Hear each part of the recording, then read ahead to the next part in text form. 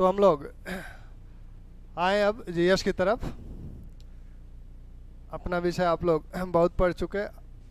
100 विशेषकर जीआईसी वालों के लिए एक बात है कि 120 प्रश्न पे आप अगर 6 घंटा देते हैं तो 40 प्रश्न के लिए कम से कम 3 घंटा तो दीजिए। नंबर दोनों के बराबर ही हैं।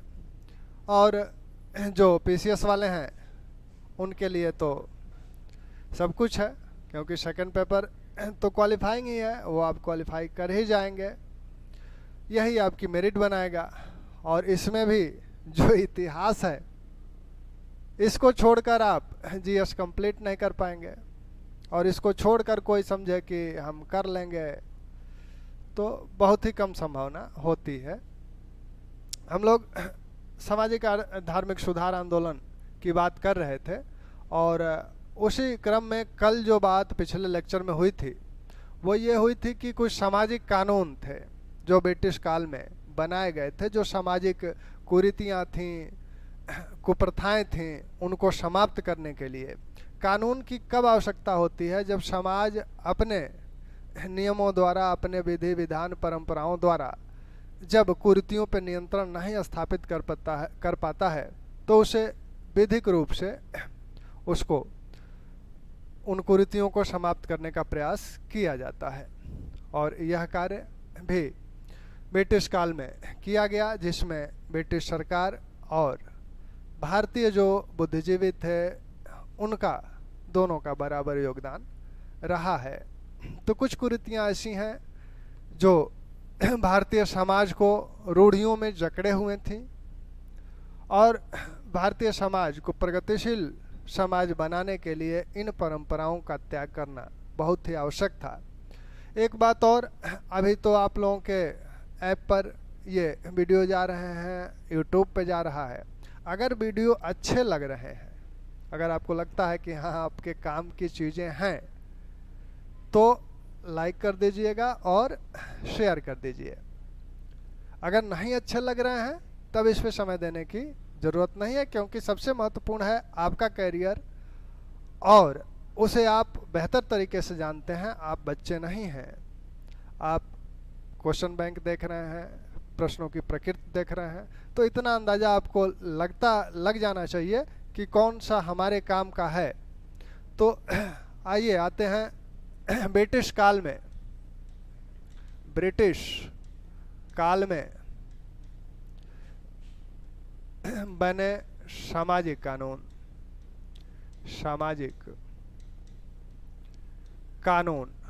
तो ब्रिटिश काल में जो सामाजिक कानून बने हैं, इन सामाजिक कानूनों में जिन कुरीतियों को समाप्त करने के लिए या जिन परंपराओं को शुरू करने के लिए ये कानून बने, पहले उसको देख लिया जाए। जैसे आपसे बात पहले भी हुई है सती प्रथा को लेकर, तो इस प्रथा को समाप्त करने के लिए कानून बनाया गया। आपका ऐसे ही एक प्रथा थी ठगी प्रथा, इसको समाप्त करने के लिए कानून बनाया गया। शिशुवध, विशेषकर कन्याओं का वध किया जाता था। नरबलि प्रथा, ऐसे ही आपका विधवा विवाह के लिए कानून बनाना पड़ा। और बाल विवाह एक बहुत ही बड़ी समस्या थी भारतीय समाज की। अब इनमें हम लोग सती प्रथा की अगर बात करें, इसकी बात पहले भी हुई है, इसके विषय में आप जानते भी हैं।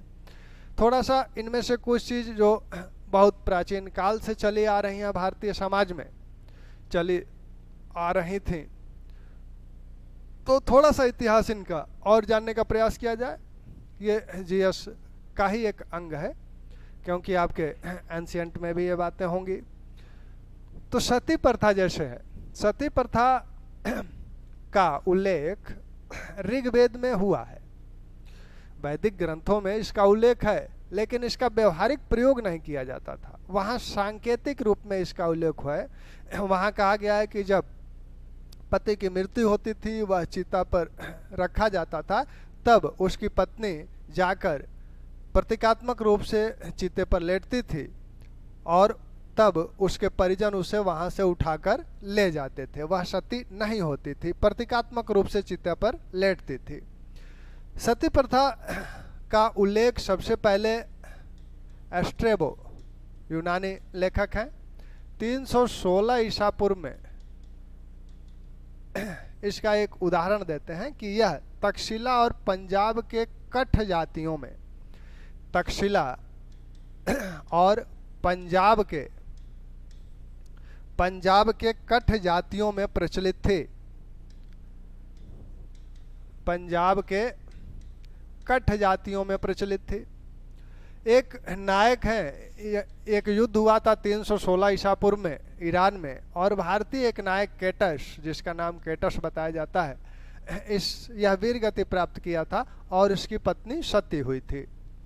तो यह सती प्रथा संबंधी पहला साक्ष्य है।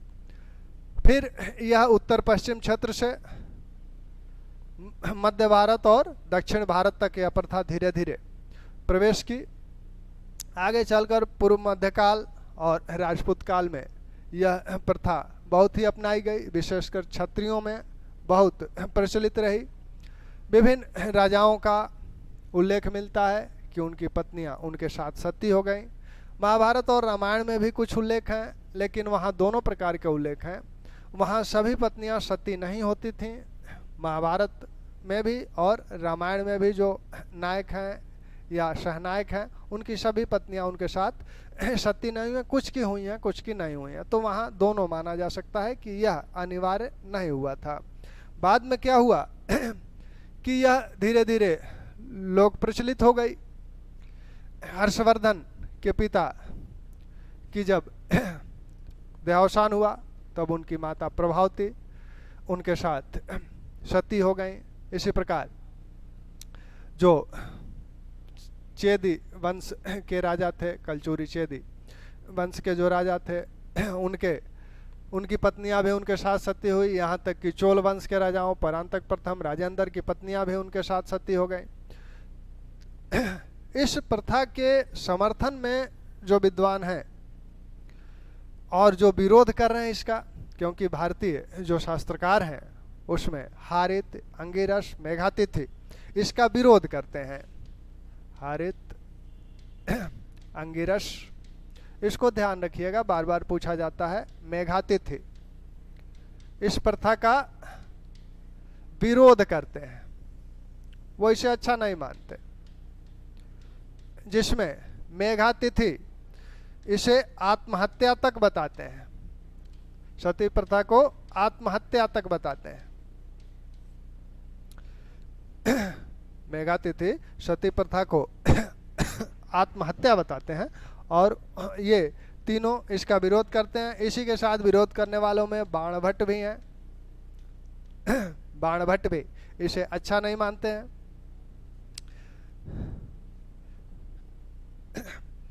तो सती प्रथा को रोकने का प्रयत्न अनेक राजाओं ने किया। सल्तनत काल में भी किया गया, मोहम्मद बिन तुगलक द्वारा भी किया गया, मुगल काल में भी किया गया, आपके अकबर द्वारा भी किया गया, लेकिन यह सती प्रथा समाप्त नहीं हो पाई। आधुनिक काल में इस प्रथा को समाप्त कराने में सबसे महत्वपूर्ण योगदान राजा राम मोहन राय का माना जाता है। और राजा राम मोहन राय ने के प्रयत्नों से ही 1829 में इस प्रथा का अंत हुआ। 1829 में बेंटिक गवर्नर जनरल थे। बेंटिक गवर्नर जनरल थे और उन्होंने 1829 के नियम 17 के तहत इस प्रथा को समाप्त किया और ये कहा कि सती के लिए अगर कोई किसी को प्रेरित करता है या मजबूर करता है तो उस पर भी हत्या का मुकदमा चलाया जाएगा। यह 1829 में सिर्फ कलकत्ता प्रेसिडेंसी में लागू हुआ। इसके बाद यह 1829 है, 1830 में ही यह बम्बई और मद्रास प्रेसिडेंसी में भी लागू हो गया। बम्बई और मद्रास, इन दोनों प्रेसिडेंसियों में भी 1830 में यह कानून लागू हो गया। तो सती प्रथा निषेध अधिनियम 1829 में पहली बार कलकत्ता प्रेसिडेंसी के लिए बना था। नियम 1829 के नियम 17 के तहत इसे प्रतिबंधित किया गया और 1830 में यह बम्बई तथा मद्रास प्रेसिडेंसियों में भी लागू कर दिया गया। सती प्रथा संबंधी एक तथ्य और ध्यान रखिएगा जो बार बार पूछा जाता है कि सती प्रथा, यहाँ जो इतिहास आप इसका देख रहे थे, तो सती प्रथा का जो अभिलेखीय साक्ष्य है, यह अभिलेखीय साक्ष्य सबसे पहला अभिलेखीय साक्ष्य यानी जिसका अभिलेखों पर उल्लेख हुआ है, ये 510 ईस्वी का एरण अभिलेख में हुआ है। एरण अभिलेख, यह अभिलेख भानुगुप्त का है, गुप्त शासक भानुगुप्त का है। गुप्त शासक भानुगुप्त का यह अभिलेख है और इसमें उसका जो मित्र है गोपराज, गोपराज हूणों से युद्ध करते हुए वह मारा गया और उसकी पत्नी उसके साथ सती हो गई। तो इस का अभिलेखीय साक्ष्य 510 ईस्वी का एरण अभिलेख है। वह सती हो गई थी, उसकी गोपराज जो मारा गया तो उसकी पत्नी उसके साथ सती हो गई थी। तो ये है आपका सती प्रथा। अब नर बलि प्रथा। नर बलि प्रथा उड़ीसा के खोड़ जनजातियों में यह प्रथा प्रचलित थी। नर बलि की अगर बात की जाए तो नर बलि प्रथा, यह प्रथा उड़ीसा के खोड़ जनजातियों में, खोड़ जनजातियों में, जनजातियों में प्रचलित थे। वे लोग अपनी देवी को खुश करने और भूमि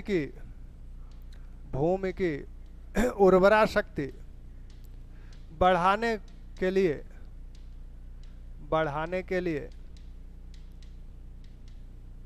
नरबलि देते थे, ऐसी उनकी मान्यता थी। नरबलि देते थे। जब गवर्नर जनरल 1800 ये 44-45 में जब हार्डिंग गवर्नर जनरल था, हार्डिंग का जो काल है 1844 से 48 है, तो हार्डिंग जब गवर्नर जनरल था उस समय इसने इस प्रथा को समाप्त करने की ठानी और अपने सेनानायक कैंपबेल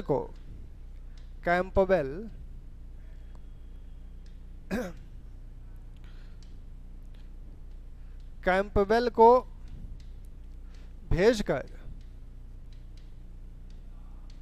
यहाँ भेजकर 1844-45 में इस प्रथा को समाप्त कराया। ठीक। तो नरबलि प्रथा कहाँ प्रचलित थी? खोड़ जनजातियों में। ये जनजातियां कहाँ की हैं? ये जनजातियां आपकी उड़ीसा की हैं, उड़ीसा में थी। तो उड़ीसा की इन जनजातियों में यह नरबलि प्रथा प्रचलित थी। हार्डिंग ने इस नरबलि प्रथा को समाप्त करने का बेड़ा उठाया और यह बेड़ा दिया किसे? कैंपबेल को, जो उसका सेनानायक था। तो कैंपबेल को इस प्रथा को समाप्त करने की जिम्मेदारी सौंपी गई। 1844-45 में उसने इस प्रथा को समाप्त किया। अब हम लोग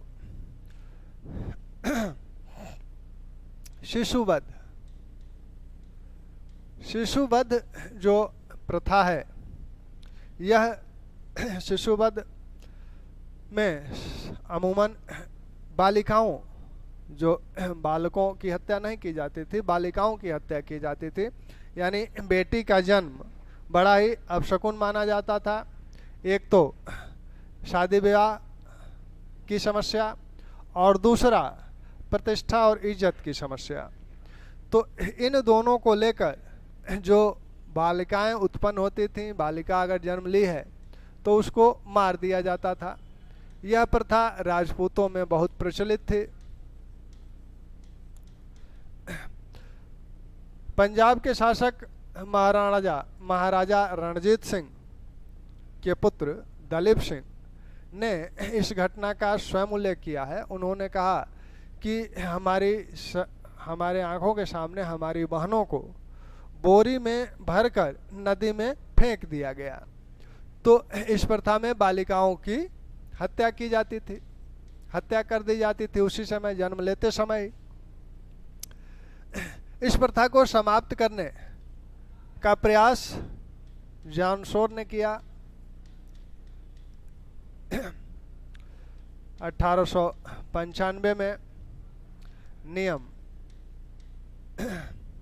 21 के तहत इसे समाप्त करने का प्रयास किया गया। फिर 1795, इसको करिएगा, 1795 में इसे समाप्त करने का प्रयास किया। फिर वेल्जली ने भी 1802 में नियम 5 के तहत, नियम 6 के तहत इसे समाप्त करने का प्रयास किया और धीरे धीरे ये प्रथा समाप्त हो गई बेंटिक के समय तक आते आते। इसके बाद की जो प्रथा है आपकी नरबली प्रथा के बाद एक प्रथा दास प्रथा है। दास प्रथा, दास जो हैं इनका उल्लेख बहुत प्राचीन काल से ही मिलता है। वैदिक काल में भी दासों का उल्लेख हुआ है। दास और दासियों को, विशेषकर दासियों को उपहार में देने की बात कही गई है। दास का मतलब क्या है? दास का मतलब है कि आपके ये एक तरह से गुलाम है। भारत, यह प्रथा रोम में भी प्रचलित थी। तो रोम के जो दास हैं, रोम के दासों के साथ बहुत बुरा व्यवहार किया जाता था। और भारत के दास 100% गुलाम नहीं है, लेकिन रोम के दास पूरी तरह से गुलाम थे। इनके रोम के दासों को किसी प्रकार का कोई अधिकार नहीं था। भारतीय दासों को कुछ अधिकार, उनके व्यक्तिगत अधिकार हैं। दास, जो भी दास कई प्रकार के थे। वैदिक काल में, वैदिक साहित्य में इसका उल्लेख मिलता है। बाद में मनु ने 7 प्रकार के दासों का उल्लेख किया। मनु 7 प्रकार के दासों का उल्लेख करते हैं। वैसे ही कौटिल्य 9 प्रकार के दासों का उल्लेख करते हैं। आगे चलकर नारद बृहस्पति 15 प्रकार के दासों का उल्लेख करते हैं। ठीक, तो ये दास प्रथा बहुत पहले से चली आ रही थी। अब इसमें इन प्रकारों में कुछ दास ऐसे थे जो ऋण लिए थे, न दे पाने के कारण अपने को बेच देते थे, दास बन जाते थे। कुछ दास के पुत्र होने के कारण, कुछ विजित, कोई क्षेत्र विजित किया जाता था तो वहाँ के पराजित लोगों को दास बनाया जाता था। तो इस प्रकार कुछ भोजन के लिए दास बन जाते थे। तो इस प्रकार से अनेक प्रकार, अब इन प्रकारों को जानने की आवश्यकता नहीं है, सिर्फ इतना जानिए कि मनु ने 7 प्रकार के दासों का उल्लेख किया है। कौटिल्य 9 प्रकार के दासों का उल्लेख करते हैं। नारद बृहस्पति 15 प्रकार के दासों का उल्लेख करते हैं। दास मुक्ति का जो विधान है कि दास दासता से मुक्त कैसे होगा, क्योंकि ये जो दास थे ये करते क्या थे? ये घर पे रहते थे और घर के निकृष्ट कार्यों को, जैसे मैला फेंकना या इस तरह के कार्यों को ये करते थे। दासियां भी होती थी, दास और दासियां भी रखी जाती थी। तो इनसे निकृष्ट कार्य कराए जाते थे। लेकिन बाद में क्या किया गया? इन्हें उत्पादन कार्य में भी लगा दिया गया। बाद में उत्पादन कार्य में भी लगाया गया। इसमें कहा जाता है कि अशोक ने कलिंग युद्ध जो किया था उसमें जो 1.5 लाख बंदी बनाए गए थे, उन बंदियों को बंजर भूमि को उपजाऊ बनाने के लिए या बंजर भूमि को साफ करने के लिए इन्हें लगाया गया। तो इस प्रकार यह दिखता है कि मौर्य काल में इन्हें कृषि से संलग्न कर दिया गया, उत्पादन कार्य में भी लगाया गया। बाद में जब कृषि का विस्तार होता गया तब इन्हें उत्पादन कार्य से जोड़े रखा गया, क्योंकि श्रमिकों की आवश्यकता थी। हालांकि दास प्रथा का उल्लेख भारत में जो मौर्य काल में यह कहा जा रहा है कि इन्हें 1.5 लाख बंदियों को बंजर भूमि को उपजाऊ बनाने के लिए लगाया गया। लेकिन इसी मौर्य काल के विषय में मेगास्थनीज कहता है कि भारत में दास प्रथा नहीं थी। मेगास्थनीज क्या कहता है? भारत में दास नहीं होते थे। मेगास्थनीज कहता है कि भारत में दास नहीं है, भारत में दास नहीं है। लेकिन कौटिल्य 9 प्रकार के दासों का उल्लेख कर रहे हैं। यानी यहाँ के दासों के साथ जैसा व्यवहार किया जाता था वह उदार व्यवहार किया जाता था, रोम के दासों के साथ उतना उदार व्यवहार नहीं किया जाता था, इसलिए वह पता ही नहीं लगा पाया कि भारत में दास भी हैं। भारत में दासों के पास संपत्ति संबंधी अधिकार था। संपत्ति संबंधी अधिकार इस तरह से था कि उत्तराधिकार की जो उनकी संपत्ति थी उस पर उनका अधिकार माना जाता था। जो स्वयं को विक्रय करता था वह ऋण को चुकाकर दास मुक्त हो सकता था। ब्राह्मण को सामान्यतः दास नहीं बनाया जाता था, लेकिन अगर उसे दास बनाया भी गया है तो उससे कोई निकृष्ट कार्य नहीं कराया जाता था, बल्कि उसे अध्ययन अध्यापन आदि के कार्य ही कराए जाते थे। कौटिल्य कहते हैं कि आर्य को दास नहीं बनाया जा सकता, आर्य दास नहीं हो सकता। दास कौन बनेगा? अनार्य। ठीक। तो इस दास प्रथा को समाप्त करने के लिए सबसे पहले विस्तृत, हालांकि समाप्त करने संबंधी विधानों का उल्लेख बौद्ध साहित्यों में भी मिलता है, लेकिन दास मुक्ति के विस्तृत प्रावधान जिसने किया वो आपके नारद हैं। दास मुक्ति संबंधी विस्तृत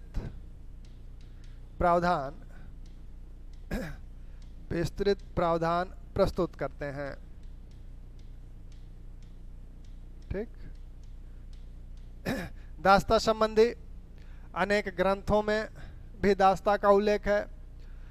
पूर्व मध्यकाल के जो ग्रंथ हैं, जैसे जिन प्रभु सूरी का समृचकहा है, तो समृचकहा में भी दासों का उल्लेख है। मेरुतुंग ने जिसे लिखा था प्रबंध चिंतामणि, मेरुतुंग कृत प्रबंध चिंतामणि में भी दासों का उल्लेख है, दास्ता का उल्लेख है। इसको लिखा था जिन प्रभु सूरी ने। ऐसे ही गुजरात का एक ग्रंथ लेख पद्धति, इस ग्रंथ से इन दोनों से दासों के व्यापार की सूचना मिलती है। लेख पद्धति से राजस्थान और गुजरात क्षेत्र में जो दास प्रथा मौजूद थी उसकी सूचना मिलती है। यानी राजस्थान और गुजरात क्षेत्र में जो दास्ता, गुजरात में दास्ता संबंधी जो कुरीतियाँ व्याप्त थीं उसकी सूचना इस लेख पद्धति से मिलती है। इस प्रथा को समाप्त करने का प्रयास कई लोगों द्वारा किया गया। जैसे पूर्व मध्यकालीन शासक फिरोज तुगलक दास व्यापार को प्रतिबंधित किया। तो फिरोज तुगलक ने क्या किया? फिरोज तुगलक ने दास व्यापार, क्योंकि दासों का आयात निर्यात भी होता था, ये बेचे जाते थे, इन्हें बाहर भी भेजा जाता था, दास व्यापार पर प्रतिबंध लगा दिया। यह स्वयं भी दासों की एक बहुत बड़ी फौज रखता था और सल्तनत काल में दासों की परंपरा थी। दरअसल ये माना जाता था कि ये अगर दासों को शासक प्रश्रय देते थे उनको अपने साथ, क्योंकि ये अधिक वफादार उन्हें मालूम होते थे। इल्तुतमिश ने भी अपने 40 चिलगानी जो उसकी थी उसमें भी उसने दासों को रखा था। फिरोज तुगलक खुद ही दासों की एक बड़ी फौज रखता है। आगे चलकर अकबर ने 1562 में दास प्रथा को समाप्त कर दिया, दास प्रथा को समाप्त किया। फिर भी यह दास्ता चलती रही। आधुनिक काल में इस पर काम करने वाले कार्नवालिस ने 1789 में दास व्यापार पर बंधन लगा दिया। दास व्यापार को समाप्त किया। फिर आगे चलकर 1843 में एलन बरो, उस समय एलन बरो गवर्नर जनरल हैं, एलन बरो ने नियम 15 के तहत दास्ता को समाप्त कर दिया, समाप्त कर दिया। तो यह दास्ता समाप्त हुई कब? 1800 ब्रिटिश काल में 1843 में एलन बरो द्वारा कॉर्नवालिस ने दास व्यापार पर प्रतिबंध लगाया था। इसका उल्लेख ये इसलिए समाप्त किया गया, 1833 चार्टर एक्ट जो है उसमें भी दास्ता को समाप्त करने संबंधी प्रावधान थे और उसी का क्रियान्वयन 1843 में 43 में किया गया। तो इस प्रकार से 43 तक दास्ता समाप्त हो गई। तो दास प्रथा संबंधी जो तथ्य हैं सामान्यतः जो पूछे जाते हैं उनको ध्यान रखिए। दास प्रथा का उल्लेख वैदिक साहित्य में भी मिलता है, यानी वैदिक काल से ही ये प्रचलन में रहा। आगे चलकर इसमें इसके अनेक प्रकार हो गए, क्योंकि इसका विस्तार हुआ तो विस्तार होने से इसके प्रकार भी बढ़े। मनु 7 प्रकार का उल्लेख करते हैं, कौटिल्य 9 प्रकार का। नारद बृहस्पति के समय तक यानी पूर्व मध्य काल तक आते आते, गुप्त काल और पूर्व मध्य काल तक आते आते इनके प्रकारों की संख्या बढ़ गई, 15 प्रकार के हो गए। दास मुक्ति संबंधी सबसे विस्तृत विधान जो बनाते हैं वो नारद बनाते हैं। दास्ता संबंधी जो उल्लेख हुए हैं विभिन्न साहित्यों में, दास व्यापार का जो उल्लेख हुआ है वो आपका प्रबंध चिंतामणि समरीक्षका में हुआ है। और लेख पद्धति से गुजरात और राजस्थान में जो दास प्रथा मौजूद थी, दास व्यापार जो होता था उसका उल्लेख हुआ है। फिरोज तुगलक ने दास व्यापार पर प्रतिबंध लगाने का प्रयास किया। अकबर ने 1562 में दास्ता को समाप्त किया, फिर भी यह चलती रही। आधुनिक काल में कॉर्नवालिस ने दास व्यापार पर बंधन लगाया 1789 में, और फिर आपके एलन बरो ने इसे बिल्कुल समाप्त किया। अब आइए दूसरी जो प्रथा है विधवा विवाह। विधवा विवाह, भारत में विवाह प्राचीन काल में 8 प्रकार के विवाह माने जाते हैं। विवाह के 8 प्रकार बताए गए हैं, जिसमें आपका ब्रह्म, दैव, आर्ष, प्रजापति, गंधर्व, उसके बाद आसुर, पैशाच। तो ये विवाहों के प्रकार हैं। प्राचीन काल से ये विवाह प्रचलन में रहे हैं। विवाहों के साथ कुछ अन्य प्रथाएं भी थी, नियोग प्रथा भी थी।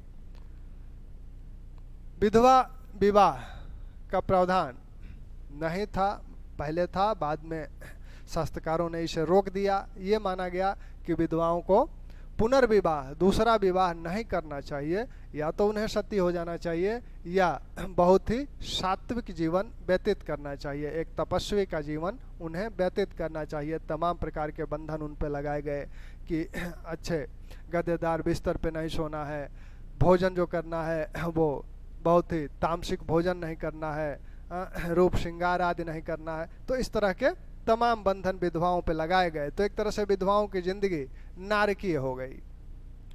तो इससे बेहतर वो सती हो जाना समझती थी कि क्योंकि जब बाल विवाह भी है और विधवा पुनर्विवाह भी नहीं करना है, तो बाल विवाह में क्या होता था कि पति की आयु ज़्यादा होती थी और वह कम उम्र में ही विधवा बन जाती थी। तो एक लंबा जीवन एक सात्विक तरीके से बिताना होता था, जो कि बहुत ही कठिन जान पड़ता था, बहुत ही कठिन होता होगा। तो ऐसे में शास्त्रकारों ने विधवा विवाह की बात कही। विधवा विवाह को विभिन्न शास्त्रकारों ने भी कुछ शर्तों के साथ प्राचीन काल में भी अनुमति दी थी, कुछ शास्त्रकारों ने इसे अनुमति नहीं दी थी, बुरा माना था।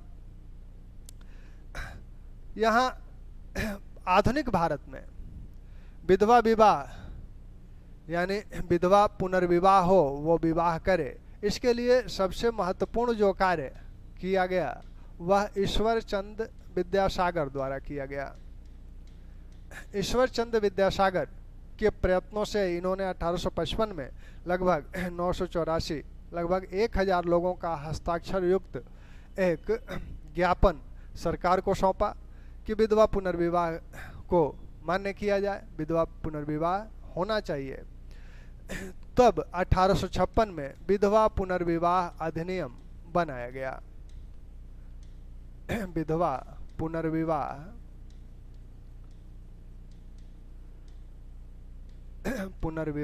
अधिनियम बना।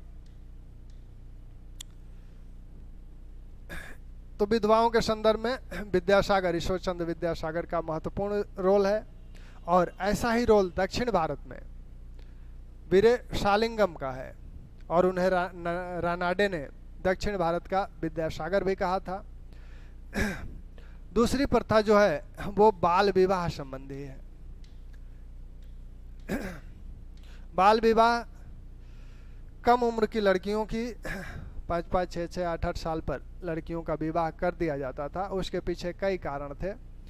एक तो असुरक्षा की भावना, परिवार में लड़की को लेकर असुरक्षा की भावना थी।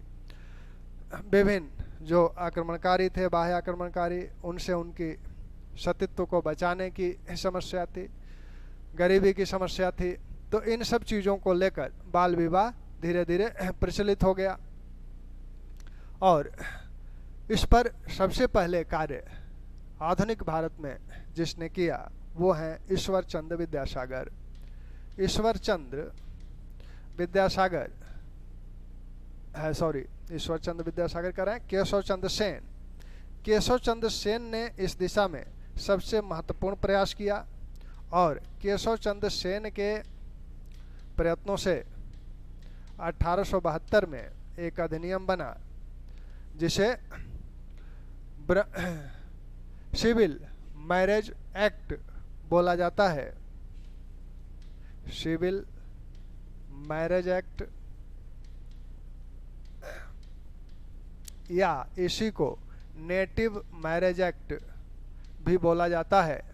Native marriage act. इस एक्ट के तहत क्या किया गया? एक तो बहुपत्नी प्रथा को समाप्त किया गया। बहुपत्नी प्रथा जो थी उसको समाप्त किया गया, और इसमें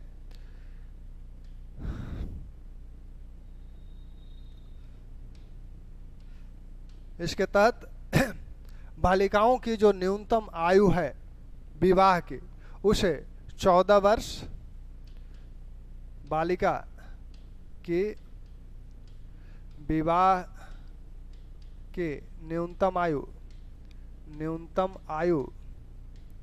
14 वर्ष निश्चित की गई। 14 वर्ष निश्चित की गई, और बालक की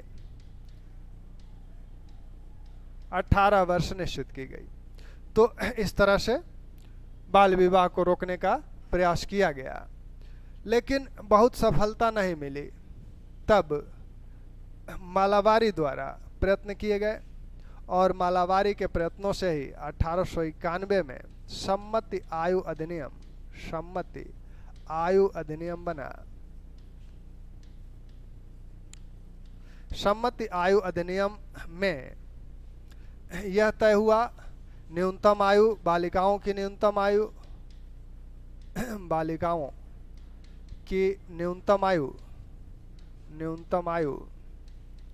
न्यूनतम आयु कितनी तय हुई? 12 वर्ष तय हुई। सम्मति आयु अधिनियम किसके प्रयत्नों से बना था?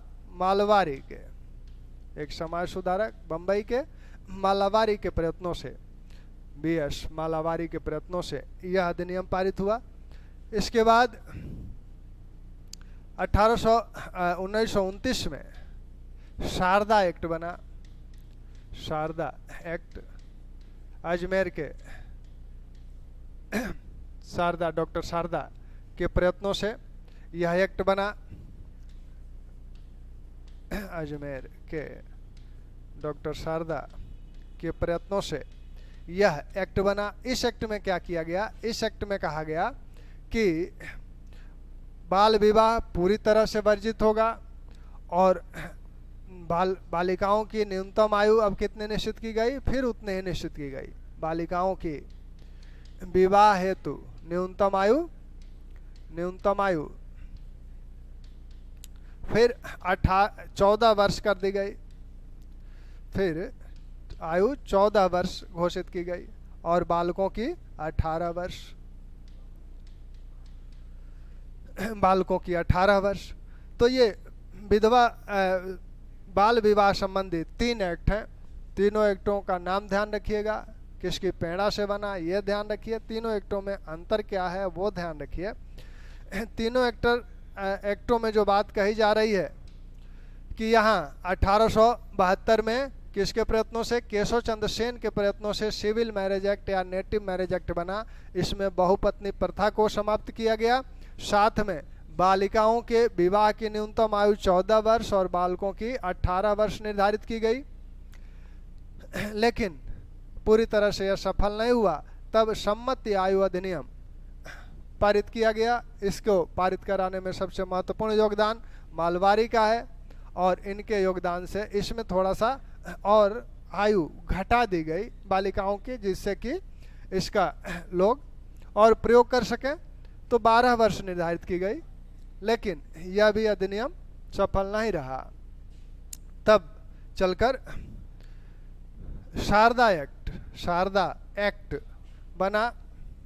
शारदा एक्ट के नाम से इसे जाना जाता है क्योंकि डॉक्टर शारदा के प्रयत्नों से इस एक्ट को लाया गया था, और इसमें बालिकाओं की न्यूनतम आयु पुनः 14 वर्ष निर्धारित कर दी गई। तो इन अधिनियमों, बाल विवाह संबंधी अधिनियम है। अब स्वतंत्र भारत में बाल विवाह को नियंत्रित करने के लिए 1955 हिंदू विवाह अधिनियम के तहत इसे नियंत्रित किया जाता है, और साथ में बाल विवाह प्रतिषेध अधिनियम 2006 में बनाया गया, 2007 से वो लागू है। इससे भी बाल विवाह को प्रतिबंधित करने का प्रयास किया जाता है। तो इस प्रकार हम लोगों ने क्या देखा, जो सामाजिक कानून है, सामाजिक कानूनों में आपको पहला सामाजिक कानून हम लोगों ने सती प्रथा के रूप में देखा। सती प्रथा के जो थोड़ा सा इतिहास, सती प्रथा कब से शुरू हुई, सबसे पहले सती प्रथा का उल्लेख कहाँ है, अभिलेखीय उल्लेख सती प्रथा का कहाँ है, कौन कौन सती प्रथा का विरोध करता है।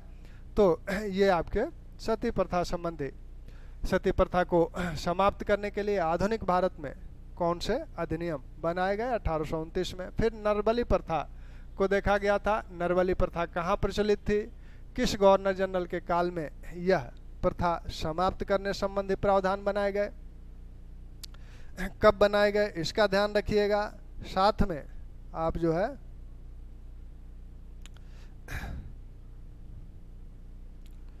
यह जो एक बात और कही गई थी दास प्रथा की, तो दास प्रथा के क्रम में आप दास प्रथा को भी देखें।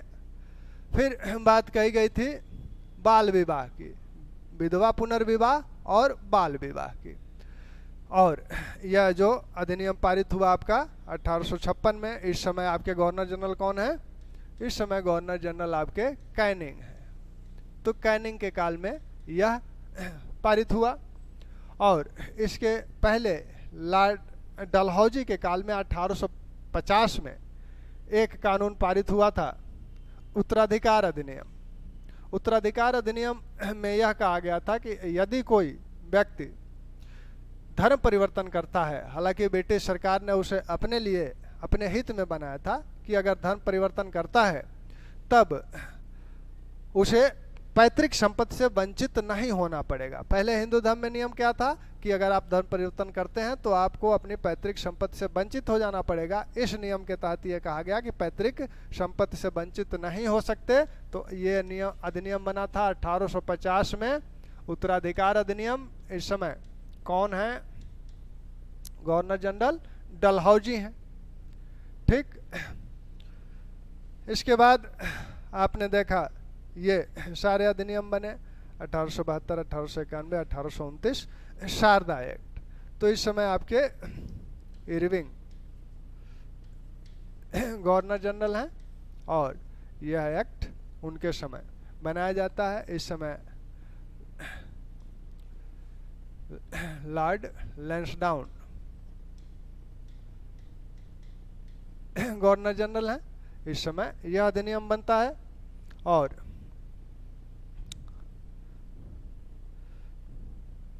1872 में मेयो गवर्नर जनरल थे, उनके काल में यह अधिनियम बना।